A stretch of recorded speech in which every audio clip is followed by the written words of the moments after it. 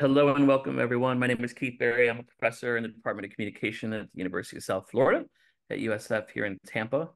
And I am beyond pleased and honored to be able to lead us in this honorary scholar spotlight session that honors Dr. Ronald J. Pelias, also belovedly known as Ron. And so I get the opportunity to lead us in fussing on this man for 50 plus minutes, and I'm excited. So let's get into some of the particulars. Ron is a Professor Emeritus at Southern Illinois University, Carbondale, where he was on faculty for 32 years. 21 of those years, he served as the Director of Graduate Studies. And I just can't wrap my brain around that. But we can attribute that leadership to the success of that program for so many, many years with his colleagues as well. Ron situates his work in the areas of performance theory and criticism, performative writing, autoethnography, and interpersonal communication. He is the author of innumerous writings, articles, chapters. He's a performer, writer, director of numerous amazing stage public performances. He has also written extensive amount of creative works, poems, short stories, flash fiction. And let's not leave out the author of 12 books, 12 books. With a record like that, you might imagine that his colleagues have honored him in various ways, and we have. In 2021, Ron received the Ellison Bachner Resonance Award from this organization. In 2018, he received the Legacy Award from the Ethnography Division of the National Communication Association, which is our discipline communications largest organization, NCA. He also received the Lifetime Achievement Award in Qualitative Inquiry from the International Association of Qualitative Inquiry in 2017, and a number of other awards, including awards regarding performance studies. Most noteworthy, perhaps, is the Lila A. Heston Award for Outstanding Scholarship in Interpretation and Performance Studies, a very special award from NCA. I believe that was in 2000. A few more stats here, because I know we all love stats so much. Ron supervised 29 doctoral dissertations at SIU. He was on the committee. He was a committee member on 105 students' committees, mine included. Ron supervised 21 master's thesis or research reports, and he sat on 20 master's committees. Has a number of works in progress that perhaps we'll hear a little bit about. Just some hints at what's in the works, a number of books I see from his CV. So Ron and I chatted recently about, where he and we might think we might go with this conversation and this great session. And we emerged from that with the idea of a dialogue, at least at first, with Ron and I talking through what feel to me to be some key threads in Ron's work over all these years. I am mostly in my work an ethnographer, particularly an autoethnographer and a phenomenologist. And so for me, it's very difficult to not do this from the standpoint of my lived experience. And so in our relationship over the past 23 years. And so given how autoethnography is so relational and is such a useful tool in studying relationships, it felt like maybe a useful way to do that. And let me just get this one statement out that is bigger so that we can focus mostly on the work. It is very possible that I would not be the person who I am today without Ron Pelias. Whether that's a professor, an advisor, I just got done being a director of graduate studies, a man. I wouldn't be a gay man without Ron. I want to thank you, Ron, for that one night. It's fantastic. It's fantastic. Life-changing. But seriously, though, I wouldn't be able to write myself as a gay man without our friend here, Ron. In short, I wouldn't be me, Ron, without you being you, with me, with us. And so I thank you for that. So let's move forward, shall we? With the dialogue. So as I said, there were a number of key kind of strands or themes that we thought might be useful to kind of put forward and We'll save time at the end for plenty of Q&A on these themes or others. And so the first thing that I'd like to ask you about, Ron, and talk about is a line that stood out to me in a methodology of the heart. I don't remember the line after the colon, but it's a wonderful book that Ron published in the early 2000s that was very influential for me, with me, something. And in there, there's just this little line, like that's what you find in Ron's works, just a little line that is so big, it's so potent. And in Methodology of the Heart, Ron writes that reflexivity lives for maybe. Reflexivity lives for maybe. And to know Ron is to know his love affair and advocacy of the literary. And hear this turn of a line, right? And so I wonder what did that mean to you, that line? What does that line mean to you? What does it mean for reflexivity to live or operate for maybe? What do you think, Ron? Thank you, Pete. Let me thank you first for that more than generous introduction. It's been my pleasure to have you as a friend for these many, many years now, and I couldn't have asked for a nicer introduction. So thank you very, very much for that. To speak to the question that you put out there, I guess the best way I could begin to try and approach that is to think about share how I think about what any research project might be. And so anything I've ever written, anything I've ever tried to put out into the world, I've always thought that it was a gesture toward conversation. So when I write something, I surely don't try and write it as this is the ultimate truth, this is the final claim, this is the last word. All of those seem like pretty absurd positions to me. And so what I'm really trying to do is write on behalf of conversation. So I'm taking my turn, my conversational turn, and I love being in the conversation. I mean, part of what motivates me to do research is to be in the conversation. I love being a part of it and getting my chance to speak.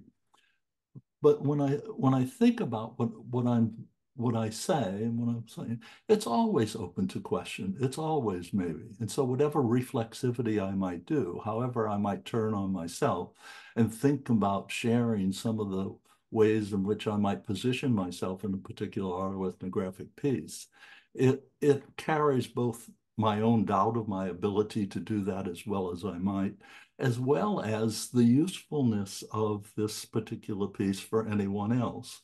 And so it's always available for discussion and always available for dismissiveness.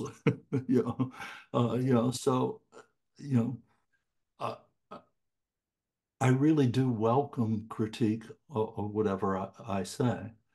Now, I don't want to be dismissed as a person. I don't want that criticism to be cruel. But I do want to open it up for a conversation. And so that's I think what I was trying to get at with reflexivity.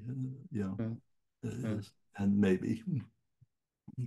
Thanks, Ron. Yeah.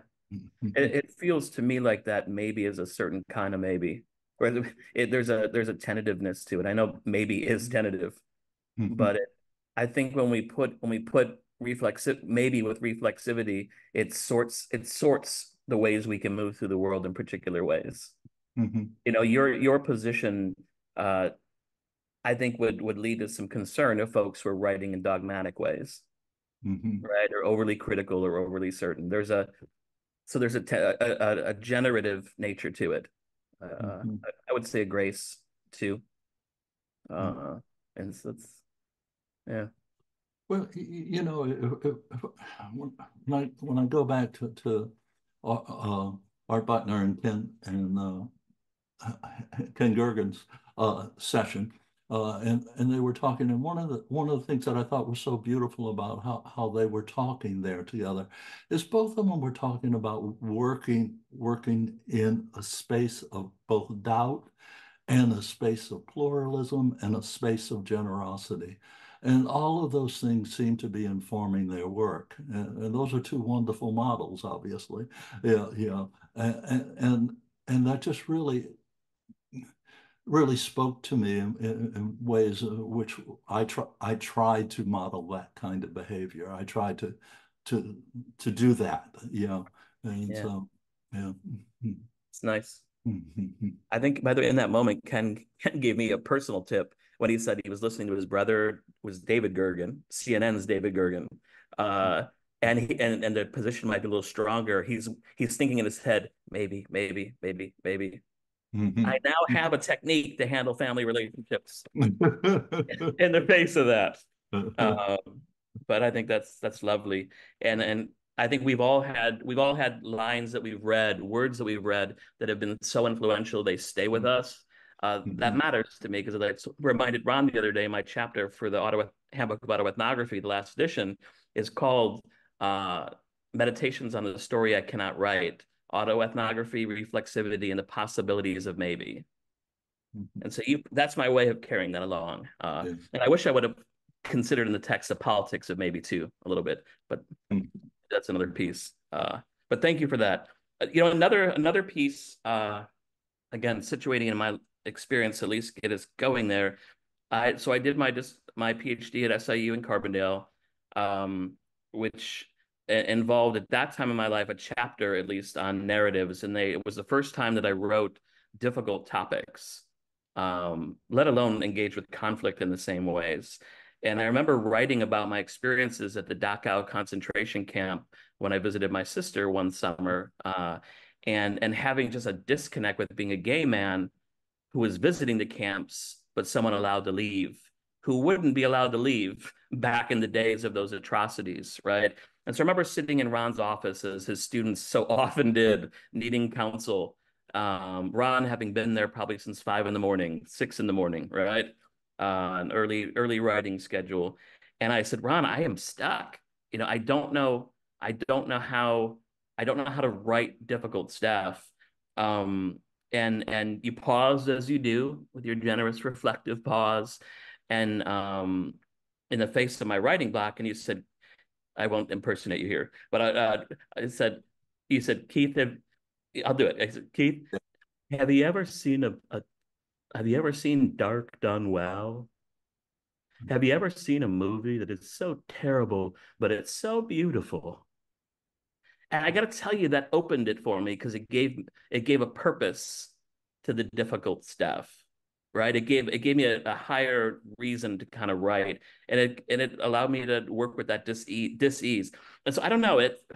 What is that? Thinking back to that topic, maybe not that phrase, but what do you think today about writing dark, if you will, or writing the difficult stuff? Well, I think at first it's important to write the difficult stuff. I think that's one of the things that autoethnography offers. To not write the difficult stuff often means that you're protecting someone else's interest, and so I do worry about cultural secrets. What as a culture we decide is inappropriate to talk about, uh, and or not polite to talk about. And those are topics that I think are ones that really need to be talked about. But I think the other way to go with that, and I imagine what I was thinking at that particular time. I don't quite remember that, but but it surely does make me think in terms of craft. And so that it's one thing to have a horrible experience, and to share that, and people might feel great empathy for that. But it's another thing to shape that into a work that's really worthy of our time, Mm. uh, or the audience's or the reader's time, however you want to frame that. And so craft matters. Craft matters. And so it becomes more than just the tragedy. It becomes something that people can hold on to. It becomes aesthetic. And the aesthetic has a power that moves beyond just the tragic.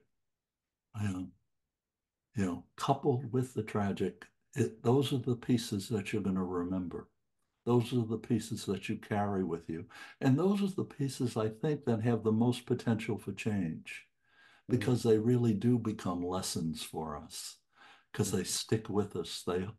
We hang on to them. mm. Does that make sense? Yeah, it does. It does. Yeah, I remember when this came up when we spoke, you also said, you said, Keith, I don't believe we have a choice. Yeah. We don't have a choice to write, not write that way. Yeah. And yet, Yeah. so it's so risky and vulnerable. Yeah. Yeah. And and depending on the topic and depending upon one's positionality, some things are more or less risky, and part of that is the culture that we live in, and part of that is that so I've done a heck of a lot of disclosure in my own writing. I've told you know I don't think there's any thing I haven't told about myself, quite honestly.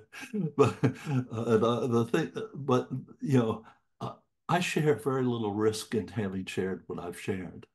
You know, but there are people who might share stories, who might share things about themselves, about what they believe, about who they are in the world, that put themselves at risk. And so when I say we have no other choice, one does have to keep in mind the risks that one might put oneself in, as they go about this work. You know, uh, yeah. Let me just leave it there. Yeah. Mhm. Mhm. And yet another thing you said to me in that same conversation was we don't have a choice. And yet it is to say, know me for who I am. I Mhm. don't want to hide. Mhm. I think Yeah. that's powerful. And I think that could speak to a lot of writers, especially young writers, trying to negotiate the risks of vulnerability. Yeah. Um, I really don't want to live my life uh, trying to carry a mask. You know, I, you know, and I mean, I want people to know me in the best way I can present myself without it being some kind of disguise. mhm, And I want people to like me for who I am or dislike me for who I am, mhm, whatever the case may be. Uh, mhm. yeah. Thank you. Yeah, thank you. Mm, You mentioned where we're at today, signaling society, culture, the divisiveness and things like that. A different thread that I thought was important to bring up, or be useful to bring up, is your piece, The Critical Life. mhm, And so maybe we can pop that into chat for folks who don't have access. But let me tell a brief story of that piece for you, mhm. and correct me where I'm wrong here. Okay. So the Critical Life is article that Ron published in the journal Communication Education, which is one of our disciplines sponsored journals. So I'm assuming that you got that invite in 1999, or we're writing it in 1999, maybe a little before, maybe not. It was published in 2000, and Tony's posted that piece. Thanks. Um, and the Critical Life is an autoethnography told in second person voice only. There's an I in there, but only where there's a dialogue that someone else has said, right? And so there's a conversation to be had about the rhetorical benefits of the second person. Who is the you? Well, the you could be the reader. The you, as Stacey Holman Jones once interpreted, could be the aspirational self of the author. It could be any number of yous. But in that piece, Ron tracks the course of one day in the life of an academic, the critical life. And the through line, this is a piece, by the way, that I still teach in my undergrad autoethnography class, Writing Lives, the class that Art and Carolyn assembled when at USF years ago. We still teach it, and I still teach that piece in there because it does so much. And it's all you. It's all in the course of one day. And the through line, the central idea is that criticism is inescapable and pervasive. That would be, I think those are some of your words there. And so you go through this day, Ron leaving home, Ron getting to the office, Ron talking to his colleagues, Ron reviewing graduate applications, and so on and so forth, reviewing pieces. And really the author's struggling to come to terms with what it feels like to be so critical. And I suspect you would use the word icky, doesn't feel good. Um, and it's a gorgeous piece, and it does so much conceptually, but also in terms of writing and ideas about truth and construction and things like that. That piece was written, and by the way, that appeared in that journal, and then it became a special issue, right? And there were 3, 4, 5 short essays that followed it, all except for one of which were critical of the piece, right? So you couldn't ask for a better response, right? In a way, I think at least. But I bring it up to think, wow, what, as I mentioned about Ken Gergen's book Saturated Self the other day, the piece that was ahead of its time. Think about how criticality is just blown up, especially with the internet and comments and all that. And so that with all that, I ask, what do you think of that now, 20 years, 23 years later, 24 years later?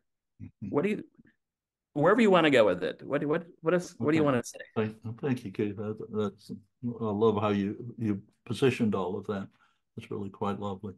Oh, I think I would still stand by that piece, in terms of my own uh, claims about it. I do believe being an academic means living a critical life. Uh, that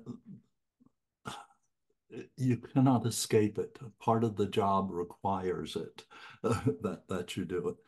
Uh, but the part of the job that requires you do it is not to be critical to put on display how much you know, but to be critical to try to figure out what the person that you might be interacting with at that particular moment in time needs to hear that would be useful for them for their next step. And Mm, too often, I think in the academy, uh, we hear people speaking, trying to put on display what they know. And that's not a particularly useful way to go about criticism. And so part of the motivation or where that piece came from is just feeling the exhaustion of that burden of mm, every day meeting students, meeting colleagues, meeting, you know, an essay that you have to review, whatever, and trying to find the right words for that particular person at that particular time. And that's hard work. I think it's the hardest work we do, and it's very hard to do it well. I think. mhm. And meanwhile, we're in a time when, arguably, with the academy, that we're even more protective. Yeah, I think I've been away from it for a few years now. Uh, but my sense of the academy now is that it's a harder place. It's that criticism is more pervasive. Hmm. And part of that is because I think there are less resources and they're asking people to do more with less Hmm. than when I was working as a full-time faculty member. Yeah. Hmm. And so I saw that at the end of my career, they were asking more, more and more and more and more, and giving less and less and less. And it's tough. It's Hmm. really, really tough to continue trying to, with a belief that certain things have real value and you want to argue on their behalf. So whether it's for a position or whether it's for a colleague and tenured or whatever it might be, and you really, really deeply, deeply believe in that. You believe it's good for the department, it's good for the discipline. And and then you can get slapped down so quickly and easily by the administration. Yeah. That's tough to live with day in and day out. Yeah. And and it makes people not always be their nicest. You know, Hmm. yeah, Indeed. so it's not surprising. Yeah. Yeah.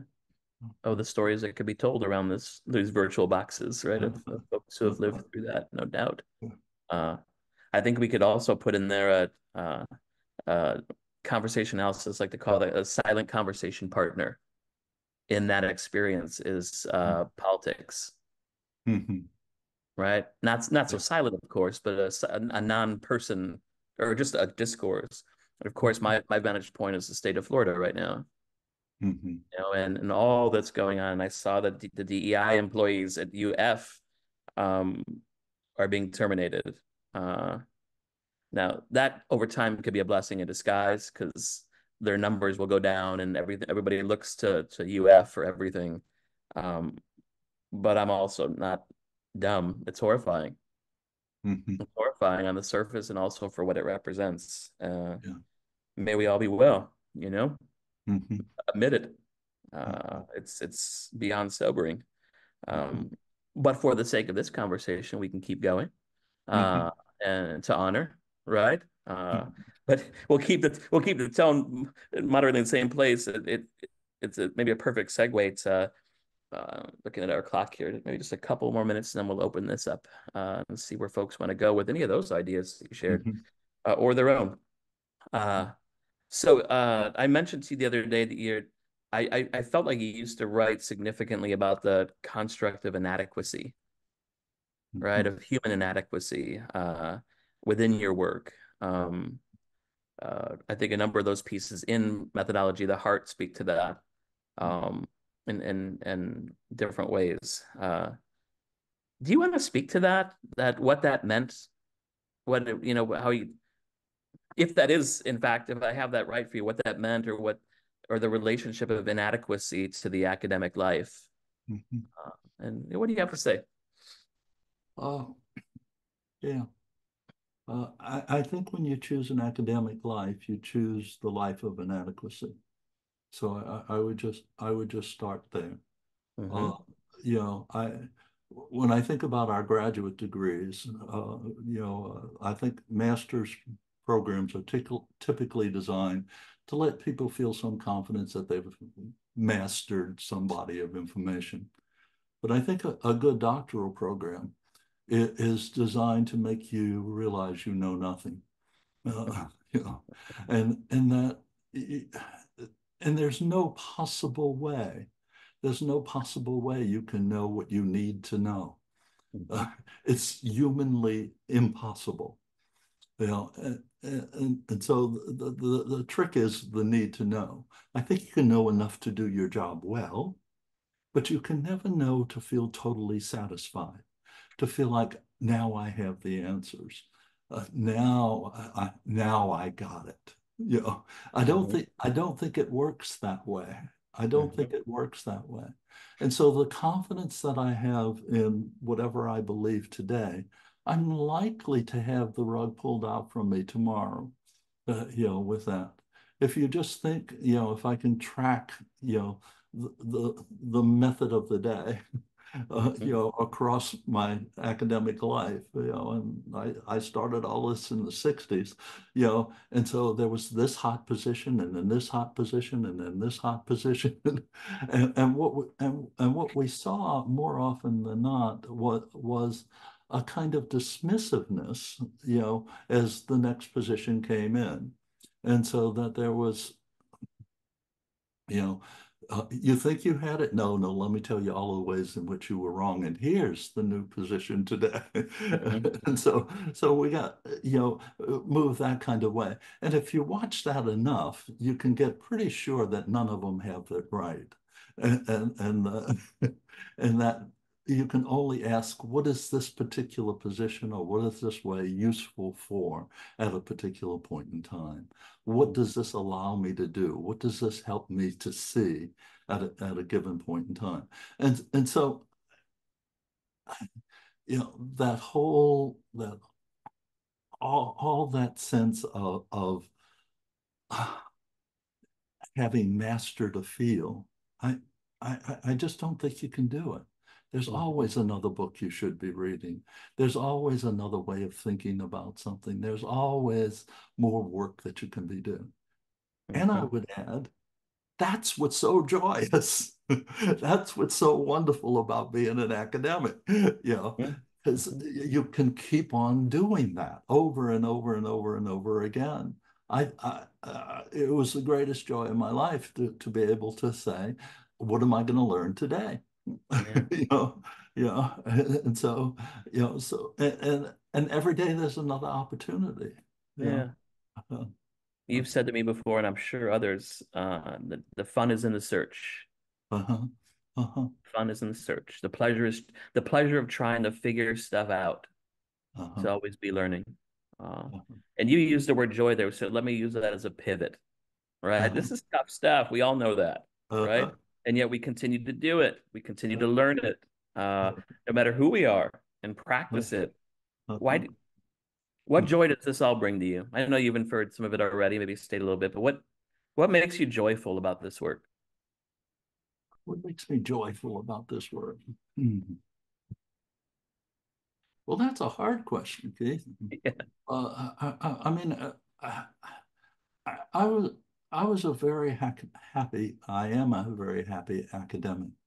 Even after I've retired, I've continued to work. I've continued to try and keep my hand in. I've continued to go to conventions and so forth.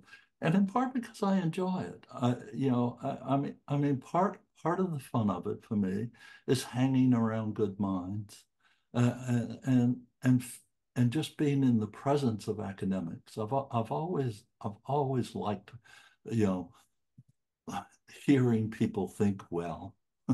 you know, and so part of the joy of a convention or a symposium like this, it's just so fun to sit there and listen to people trying to figure things out. It's just really joyful to me.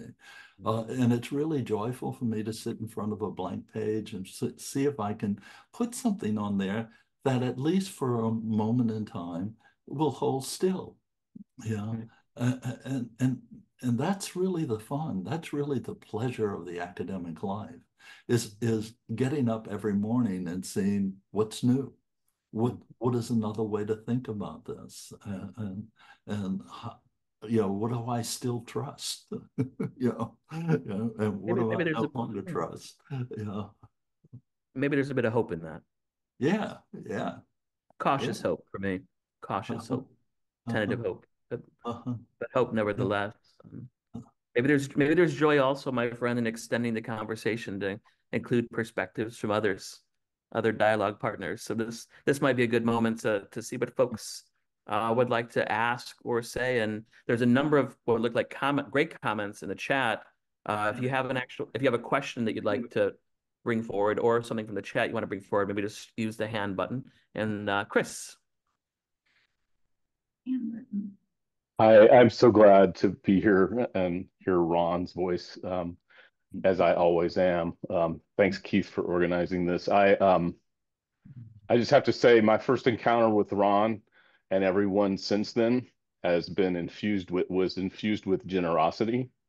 I think generosity of spirit really animates both Ron's work and his being. So I was at a conference. I'm a young assistant professor. There's a group of people before me in a line that are going over their time, so to speak. And I'm at the end of the row thinking there's not going to be time for me to do my conference presentation. And Ron's sitting next to me and he says, I'm going to defer and I would prefer to hear from Chris. And I was nobody at that moment, right? Until that moment. And so I don't know if I've told you this, Ron, but I made it. That was the day I made the vow that I would always invite you to be on panels just to see if you would And at you're every being more conference. than generous with So, so I just like routinely, Ron's the first name I put on invitations for panels I propose at ICQI and NCA and places around where I do that. But I think what's interesting about that is he's said yes every time, which I think he says yes to the invitation to write and to the invitation of friends, and I just think the generosity is your generosity is overflowing and sometimes overwhelming to me, and I really appreciate you. Thank you. Thank you, Chris. Thank you. Tony, I think you were next. Hi, Ron. Hey, Tony. Hello. Thank you for being here with us today and for just so many years of support. I had my first class, or autoethnography class, with Ron.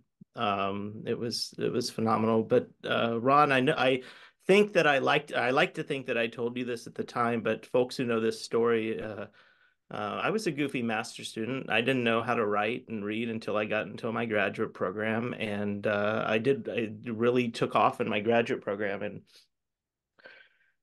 I wouldn't be here today without you, Ron. And I really situate this in one moment because I applied for PhD programs at the end of my 2 years of master's program, and I got rejected from 3 of them, and USF was my top choice, and I didn't get funding there. And I was a first-gen college student, and I couldn't afford to go there without funding. And so I had to turn it down and delay it a year. And I went into your office, and you found me third-year funding for a master's student. And that kept me alive for 1 year to continue my work and apply again to USF, which I did get in. And the rest is history. And I never forget that, Ron. And I know I think I like to think that I've told you that, but I'm telling you it again. My That God, was a I was moment smart to make that decision, wasn't I? Thank you. That's all. Thank you. Thank you. Thank you, Tony. Thank you, Tony. Yeah, you were a wonderful investment. Yeah, just a wonderful investment. Yeah. Yes. Thank you. Carolyn? Oh, that was a beautiful story. Thank you, Ron, for sending Tony to us and for all the other things that you have done along the way to keep our community alive and well, and to help all of us individually too. And I believe we met when you came to, we were at National Communication Association, and it was early, I guess it was 99, or it was before Critical Life came out. And Art and I were doing a workshop on this thing called autoethnography.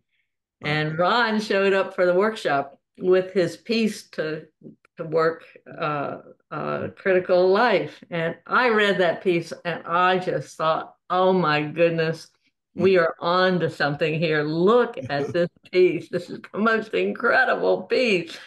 And I was in awe. And I recall going out to have coffee or something afterwards and just having a wonderful conversation with you, and just knowing we were on to something primarily because of your piece, The Critical Life.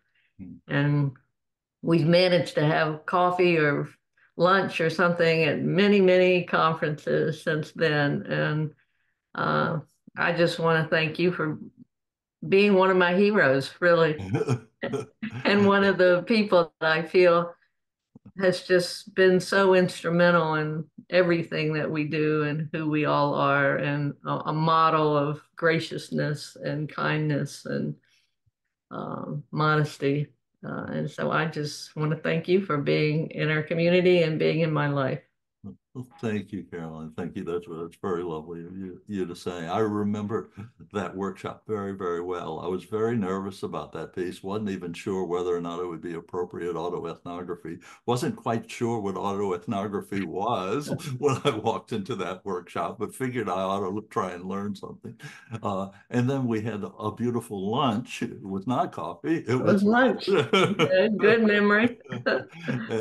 And you have been a very important presence, you and Art, in my life ever since, and so it's been just really my treat, my pleasure to be in your circles. Yeah. And she would go on to write a piece called The Emotional Life, second person. And art student Nate Hodges would go on to write a piece called The Chemical Life, which appeared in Health Communication. So it had lives, Laurel, your hand's up there. What would you like to add? Is this working? Hi. Hi, Dr. Laura. Ron. How are you? I love your voice. It's so soothing. I would love you to talk about your poetry because it's so stunning.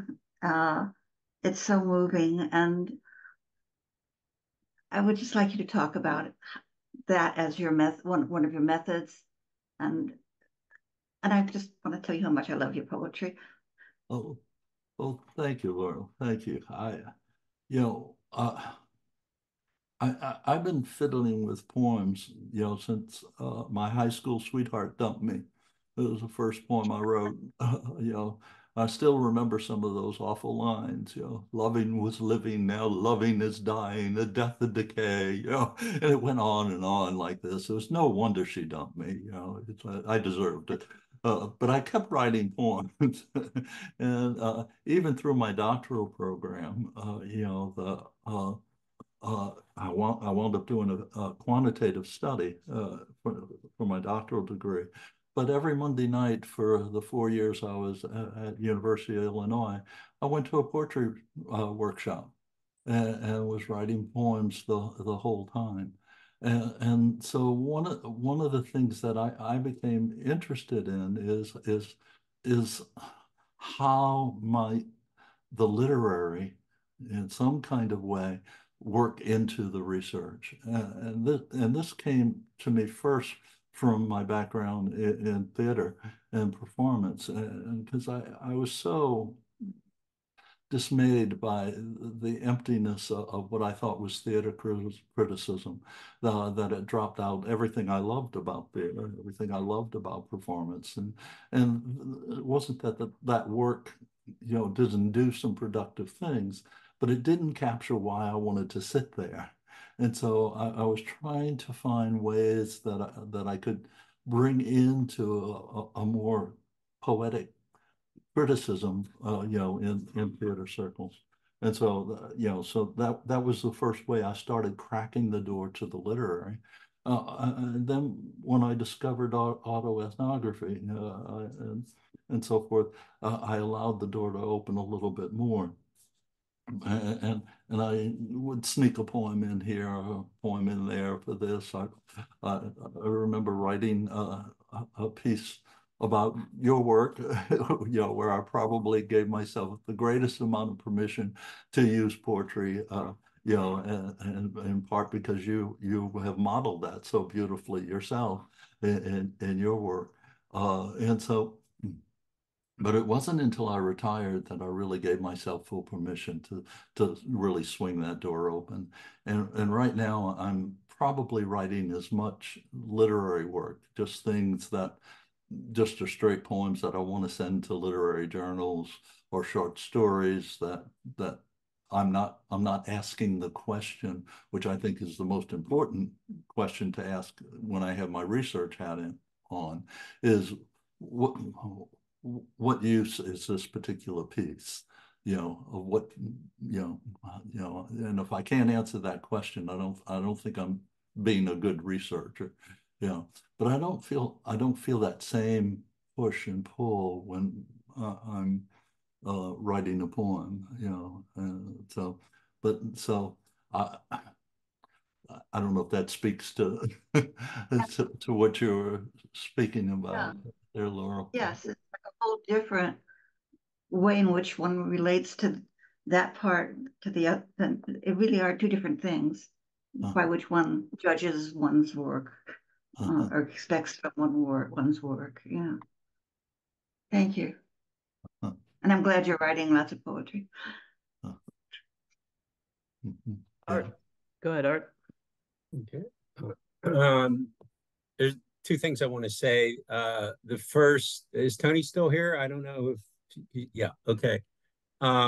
It should at least be pointed out that when Tony reapplied to the USF graduate program, I think we had 75 applications that next year and only a few that we could fund, and he was ranked #1. He was first. So we learned a lot about Tony in that year, and subsequently as well. And Ron, we're grateful for your wisdom and support of Tony during that time. The second thing I wanted to say, I had a life as a reviewer. I'm not sure I know why, but at one point I think I was probably on the editorial board of every communication journal. And in that life, there were two pieces that came along. And now I'm going backstage a little bit.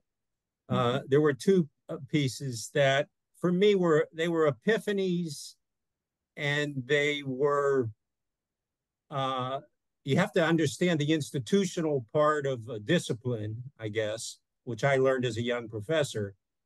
But they had to be fought for. They really did, because they were uniquely interesting, important, and different. And one was the critical life piece, and the second one was Tom Benson's Another Shooting in Cowtown. Two of the most interesting and important, in my view, pieces to ever get into a mainstream communication journal. And I'm really happy they did. And the third thing, I said I had only two things.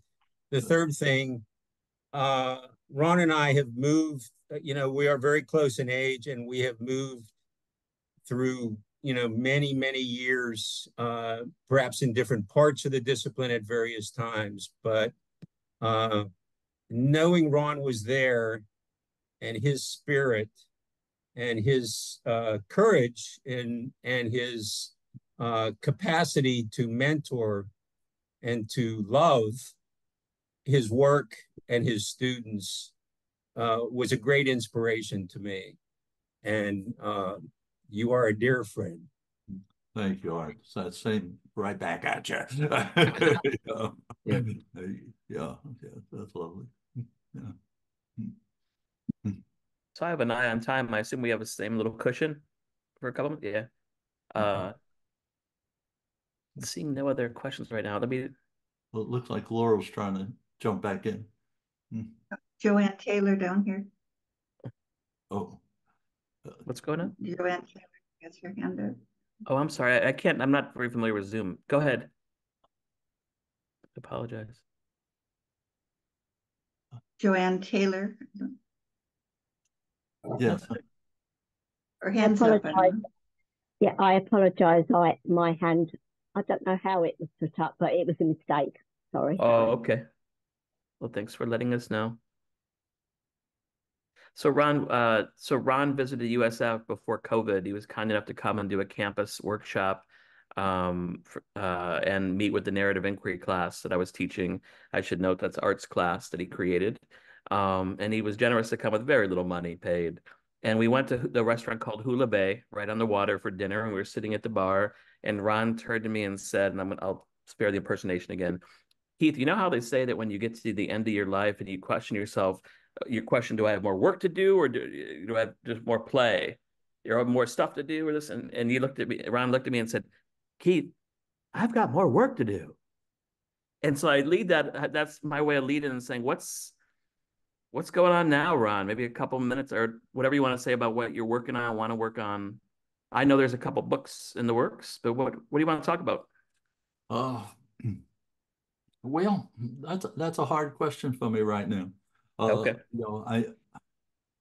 I have about 4 books that I am working on, all of which, except for one, all of which have about 100 pages at this point. The one that I have completed that I've been shipping around in literary circles is a poetry manuscript. And which I really enjoyed writing. I haven't had any luck placing it, but it was really great fun for me to write. I have another poetry chapbook that I've been working on, a series of the Man Who poems, that I've had great fun writing, and each one of those little poems take us in different directions. But on a more academic note, I've been working slowly on an empathy book, and wanting to. I've always wanted to try and write that book and try to play that out. And I've also been working on a collection of essays that are, are kind of critical in their orientation, but are very much about writing and how to intervene in some of the political commentary of the day. So those are the things that are occupying me. But often I find myself, when I get up and I come to my office in the morning, I reach for a poem. Write a poem, see what happens, see where it goes. Why don't we end with this too? You told me the other day that your one tip was that for young autoethnographers would be to lead with the literary. Uh-huh. What's that mean, and why is it important? Yeah. I well I you know I well, maybe the best way to do this. I don't know how many people saw Mike Alvarez's author discussion of unraveling. I'll get it out. Unraveling, and he was gracious enough to share some of his writing with us from that particular book. And after he read the very first piece, which was a piece that used the refrain of I write because, and he listed out a whole series of reasons that he write. I just knew I was in the presence of somebody who really had mastered language. And I knew by hanging around that language that he would help me see things that I hadn't seen. And part of the power of the literary is being able to phrase things in a certain kind of way that allows you to see that you hadn't seen before. That's the power of the aesthetic, I think, for me. Yeah. And you know, and that's what I work for. Achieving that's really, really difficult to do. It's hard not to be cliche. You know, it's hard to find the right form. It's hard to, you know, even after you might say, okay, I've learned quite a bit about craft now and I know how to craft a story. That still doesn't mean ultimately it's going to be a good story. It might be a competent story, but there's something about how one works with language in the story or the poem that really does something to us. And so I knew the minute I was listening to Mike Alvarez, this is somebody who does that. This is somebody who does that. Yeah. Yeah. Oh. Thank you. Mm-hmm. Thank you, Ron. And you have a comment from Mike there in the chat, which is lovely. Mm-hmm.